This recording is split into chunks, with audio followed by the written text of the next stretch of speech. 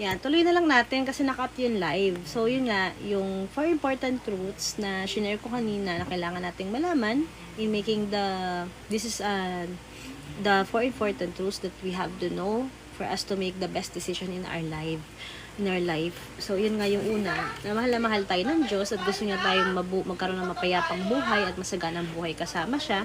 And yung truth number 2 is ang naging problema po natin ay nagkaroon tayo ng kasalanan. So, nawalay tayo sa presence ni God. And yun, lahat nga ng tao ay nagkasala, di ba? At ang kabayaran ng kasalanan ay kamatayan. So, usually yung mga decisions na dahil nagkasala tayo sa Panginoon, dahil ang Diyos ay banal, di ba, nawalay tayo sa presensya ng Diyos. Dahil may penalty ang sin, it is death. So, since sin separates us from man, separates man from God, ano ba usually yung solution daw na ginagawa natin? Siyempre, feeling natin na para tayo maging katanggap-tanggap ulit sa Diyos, we often think that religion, good works, good morals are the solution. But there is only one solution from God. Siyempre, di ba, hindi naman sapat na yun, dahilan yun na parang para mapagtakpan mo yung mga kasalanan mo. Usually, wala namang bearing yun, yung mga good works natin na yun, kasi yung heart pa rin natin ang tinitingnan ni God. So, truth number 3 is Jesus Christ is God's only way to eternal life. So, He is the one who completely paid the penalty of our sins. Sabi nga sa Romans 5 verse 8, while we are still sinners, Jesus Christ died for us. And sinasabi rin sa 1 Peter 3:18 na isang beses lang ginawa ni Jesus yung kanyang pagkamatay sa cross, diba? Once and for all. A good man on behalf of sinners in order to lead you to God. So, hindi na natin kailangang ulit-ulitin yun. Diba, usually, pag mga Holy Week, diba, may mga nagpepenitensya, may nagpapapako sa krus. Hindi naman po essential yun kasi ginawa na hindi naman required yan. Kasi, wala ring bearing po yun dahil ginawa na yun ginawa na ni ni Jesus yun once and for all para sa atin. He is the one na He completely paid the penalty of our sins. Tapos sabi dito na He is the only way, the truth, and the life, diba? No one comes to the Father except through Him. Siya lang po yung natataking daan, katotohanan at buhay. At siya lang talaga yung makakapag-reconcile sa atin sa Diyos Ama. Siya yung mediator ba? Diba? Parang hindi tayo makakapunta sa Diyos Ama kung hindi dahil kay Jesus. At iyon, yung ginawa ni Jesus na pagkamatay sa cross, yung ating mga kasalanan ay naipasa sa Kanya. Siya umako ng mga kasalanan natin para tayo ay maging kalugod-lugod at malinis na sa mata ng Diyos. Lahat ng mga kasalanan natin ay napatawad na. 'Di ba? At yung kanyang katuwiran ay naipasa sa atin. So, kaya pag tinitingnan tayo ni Father God, ang nakikita niya ay yung katuwiran ni Jesus Christ sa atin. At bakit importante yung resurrection ni Jesus? Kasi yung resurrection niya, it's the proof that He is the Son of God, the Messiah, and the only Savior. Kung hindi nabuhay muli si Jesus, baliwala po walang sense yung ating pinaniniwalaan, or futile yung faith natin, walang basis yung faith natin, at higit sa lahat, walang guarantee yung ating salvation. So, napaka-importante ng resurrection kasi doon na-prove na Jesus conquered death, di ba? And dun mapapakita na there is a life after death, 'di ba? Nung nabuhay siya. So, 'yun. Kung it is about His Son, our Lord Jesus Christ, as to His humanity, He was born a descendant of David, as to His divine holiness, He was shown with great power to be the Son of God by being raised from the dead. So, napakita doon yung kapangyarihan niya bilang siya ay Diyos talaga. Hindi lang siya Lord and Savior, siya ay Diyos din, 'di ba? Ayun, sabi nga dito, merely knowing what Christ has done for us is not enough. Hindi sapat na dahilan hindi sapat yung malaman lang natin na we are may knowledge lang tayo, okay, namatay si Jesus sa cross, so what? Diba? Parang, para talaga tayo maligtas. Hindi sapat yung knowledge lang natin about His death and resurrection. We must place our faith in Jesus Christ to save us.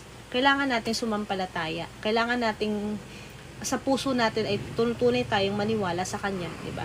Kailangan natin siyang tanggapin sa ating buhay. We are saved by grace through faith in Jesus Christ alone. So, I want to reiterate this. We are saved by grace alone, through faith alone, in Jesus Christ alone. Tatlong na yung grace, faith, and Jesus lang. Wala na mong iba. Sorry, medyo ngungo ako, inuubo po ako. Yan, sa Ephesians 2 verse 8 to 9, for it is by grace that you have been saved through faith, It is not the result of your own efforts, but God's gift so that no one can boast about it. So, yung kaligtasan natin, hindi natin pwedeng sabi, kasi gumawa ako ng mabuti, kaya ako naligtas. Kasi nagsisimba ako palagi, kasi nagdarasal ako palagi, kasi gumagawa ako ng kabutihan, tumutulong ako sa kapwa. Ganyan. Hindi totoo yun. Lagi ako nag-rosary, ganyan. Hindi, kasi ang tanging nakapagligtas lang sa atin ay yung grace ni God. Yung good works, wala yun. Actually, good works are just evidence ng natin, ng ating pananampalataya kay Lord. Pero ito yung means of salvation, hindi po. Talagang yan. Actually, may formula po siya. And we are saved by God's grace through faith in Jesus Christ alone. Ayan, siya lang yung way. Tapos ito, ayan po. Ito po yung formula. Alin din yung tama dito? Ito, faith in Jesus plus good works equals salvation, or faith in Jesus plus nothing from us equals salvation leading to good works. So, yung ating pong good works, they are just evidence of our salvation. Para bang byproduct lang siya ng ating ng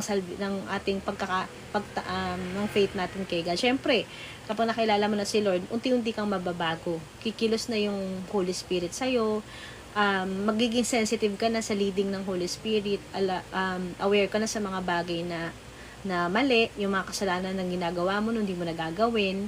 Gagawin mo na yung kalooban ng Lord. Yun yung sinasabi na nagkakaroon ka na ng good works. Pero hindi siya yung tipong sasadyain mo gumawa ng mabuti para ka maligtas, kasi ang tanging daan lang po ang tanging way lang na para maligtas tayo ay pamamagitan ni Jesus at sa grace lang ni God. Grace lang yan. Yung grace is unmerited favor. Yung meaning po niyan is grasya. Hindi mo deserve pero binigay sa'yo ng libre. Hindi mo hiningi, you did nothing to earn it, pero binigay sa'yo ng libre. 'Di ba? Halimbawa, yung example na pumatay ka o nang rape ka. Example lang Tapos, yung magulang nung ni-rape mo, pinatawad ka, hindi ka nang pinakulong, grace yun. Diba? Yung mga ganun ba? Kumbaga, it's something unmerited favor na hindi mo deserve. Na kabutihan na pinakita sa'yo na hindi mo deserve. So, how do we show our faith in Jesus? So, importante to. Syempre, we must turn away from sin. We must totally repent. Pagsisihan natin yung ating mga ginawang kasalanan, aminin natin na tayo makasalanan, we should trust Jesus for our forgiveness. We accept His gift of eternal life through prayer. Napaka-importante ng prayer. Iyan yung isa sa iyan yung magiging yun ang bread and butter ng isang Christian, ang prayer and pagbabasa ng Bible. You cannot live the Christian life without prayer. Importante yun kasi it's your way to communicate with the Lord.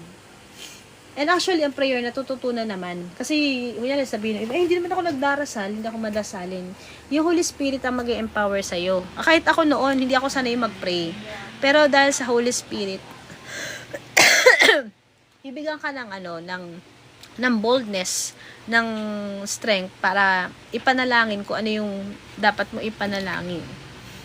Sabi po dito na, for sin pays its wage, which is death, but God's free gift is eternal life in union with Christ Jesus our Lord. Romans 6:23. Colossians 1:13-14. So, dahil tinanggap mo na si Jesus, ano naman yung benefits niyan? Para bang bonus na lang. Ikaw po ay inirescue na from the power of darkness and brought us safe into the kingdom of His dear Son. So, we were once in the darkness, but we are now brought into the light. At isa pa nun, to those who received Him, to everyone who accept Him, they are now called, they have given the right to be children of God. So, matatawag ka na rin anak ng Diyos. Hindi ka lang niligtas, hindi ka lang binigyan ng salvation, hindi lang pinatawad ang mga kasalanan mo, ang daming benefits ang daming rewards. Ikaw pa, inadapt ka pa sa pamilya ng Diyos. You are now, you belong to God's kingdom, and at the same time, you are now a child of God. So, san ka pa? Hindi mo i-resist to. Hindi mo i-reject itong napakagandang gift na to. So, God promised that you can know today that you have eternal life when you trust in Jesus Christ. So, sabi sa 1 John 5:11-12, the testimony is this. Wait lang guys .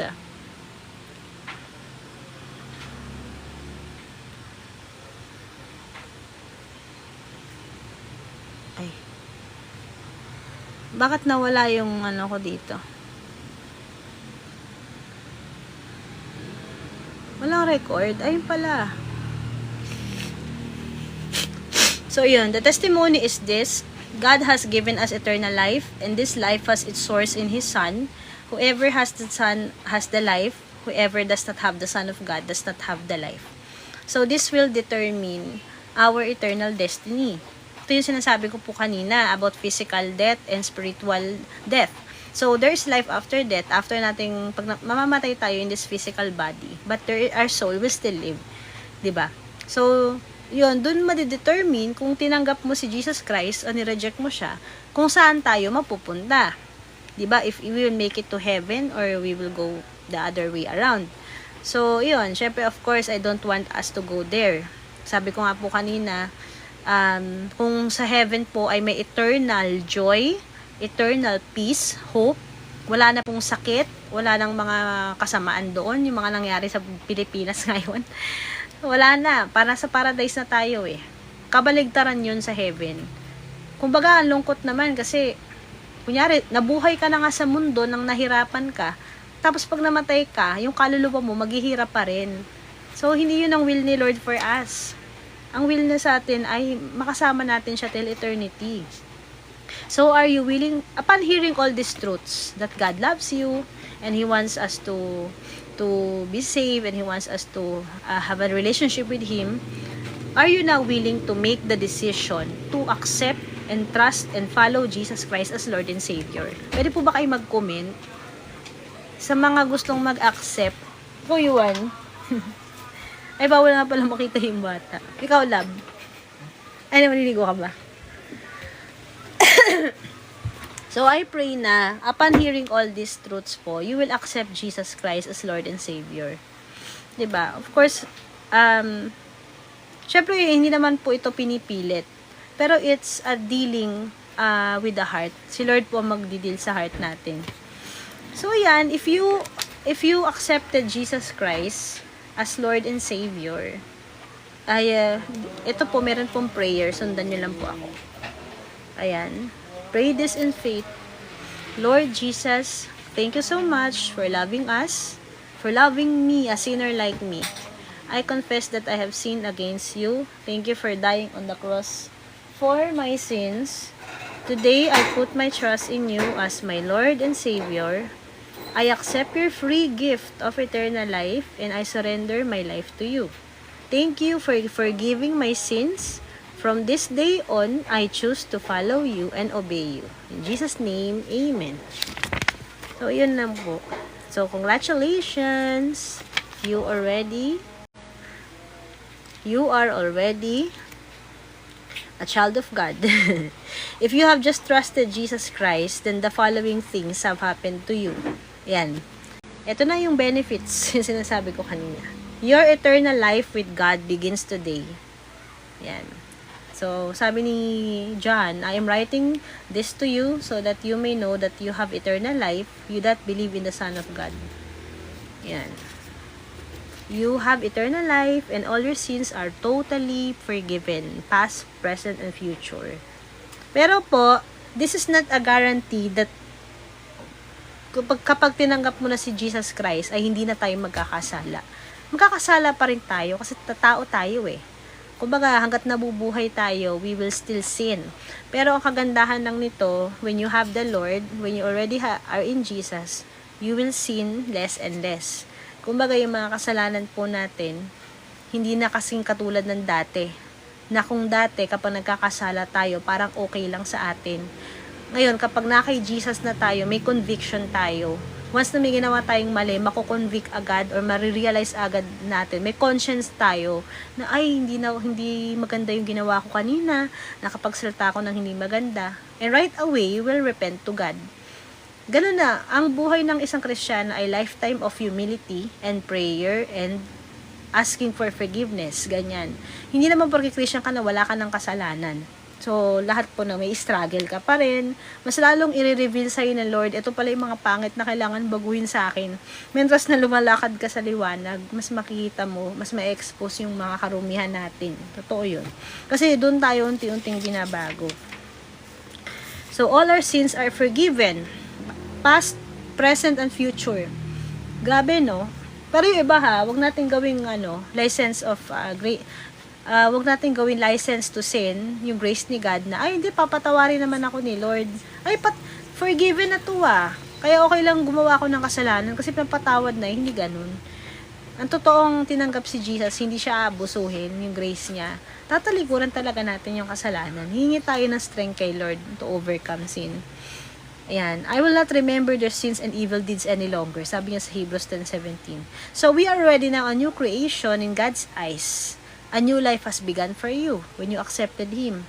Anyone who is in Christ is a new creature. The old has gone, the new has come. Tapos yung sinabi ko kanina, you are now a child of God. Ayan. You became a child of God.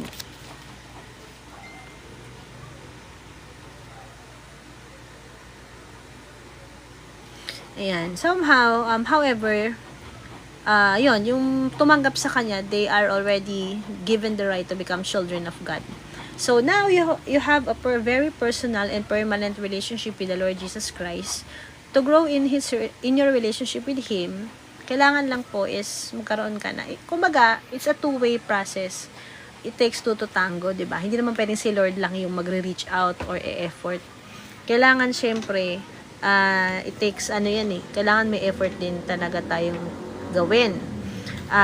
Para mapakita natin yung ating desire to grow sa relationship natin kay Lord. Parang sa mag-asawa, sa mag-jowa muna pala. Kikilalanin nyo yung isa't isa. Hindi pwede yung isa lang mag-e-effort. So, para makilala mo si Lord, kilala na tayo ni Lord. Pero para makilala natin si Lord, paano yun? So, kailangan natin mag-pray every day. This is how we talk to Him. Sabi ko nga kanina, bread and butter na isang Christian yan. Prayer, reading the Bible. Ayan, read the Bible. This is how God talks to us. Yung pagpe-pray, ito po yung ating pakikipag-usap. Pero when we want to hear God speaking to us, we should read the Bible. So, hindi po pwedeng prayer lang. Kailangan malaman din natin kung ano yung wisdom ni God, kung ano yung gusto niyang ipahiwatig sa atin through His Word. Doon natin makikilala si Jesus, kung ano yung mga ginawa ni Jesus nung nabubuhay pa siya, ganyan, ano yung mga miracles na ginawa niya, ganyan, yung mga paano kumilos yung mga disciples niya noon to proclaim the gospel, ganun. Saka yun, kailangan malaman natin yung message ni God sa atin through His Word. Yun. Yan. So, syempre po, maganda rin, meron kang isang community church. Kunyari kami po sa CCF kami, sa Christ Commission Fellowship. Maganda po meron kayong isang discipleship group na kinabibilangan para po masubaybayan yung spiritual growth nyo. Kasi we cannot live alone. No man is an island. Kailangan natin ng camp. Kung magkakailangan natin ng spiritual family for us to grow. Para maipag-pray tayo, maiguide tayo. So, attend a Bible-believing church to learn more about God. Ayan. And share this, may mga gantong booklet naman. Diba? So, yun, importante po, may accountability tayo. Yung mga matatagal ng Christian, na may kakilala kayo, kamag-anak or friend, magpa-accountability kayo. Lalo na kung bago kayong believer. Para mag-guide talaga kayo. Kasi the battle will be really mahirap. Mahirap po ang battle. Kami nga, yung matatagal na Christian sobrang struggle pa rin Lalo na po yung mga new believers. So, kumbaga, baby pa. Kailangan alagaan. Kailangan pa ng milk niyan. Diba? So, yun. May importante, meron po kayong church na kinabibilangan, meron discipleship group. So, ayun, this is a reminder of your commitment, diba? So, ayan, when you accept Jesus, it's your spiritual birthday. Kung kailan mo inaccept si Jesus, yun yung spiritual birthday nyo. Hindi yung birthday na pinanganak ka. Hindi, ito yung date na tinanggap mo siya sa buhay mo. So, today, ito nakalagay pa dito, pangalan ng anak ko. Ngayon lang, kasi diniscuss ko sa anak ko to, 9 years old yung anak ko. So, ayan, today I trusted in Jesus to be my Lord and Savior and accepted His free gift of eternal life. From now on, I will follow Jesus for the rest of my life. So, ayun, sana po kayo ito yung best decision na gagawin natin sa buhay natin. Ang tanggapin mo si Jesus. At magkaroon ka ng buhay na walang hanggan sa piling niya. Kasi, mga nangyari po ngayon, guys. I'm not kidding. Magulo na yung mundo natin, 'di ba? Ang dami nang nangyaring calamities, yung corruption, sobrang talamak na, kasamaan, karahasan, violence, ang dami na nangyari sa mundo. So, totoo po 'yun, hindi po biro ito dahil sa Bible 'yan. Malapit nang bumalik si Lord. So, kaya sabi nga, ang gospel hangga't hindi na preach sa lahat, hindi pa siya darating. So, malapit na pero medyo matagal pa. Pero may mga signs na malapit na siyang bumalik. Pero, syempre, alam ni Lord, marami pang hindi nakakarinig ng magandang balita. So, pag ito ay naibahagi na sa lahat, sa buong mundo, at tumanggap na kay Jesus karamihan, dun pa lang siya darating.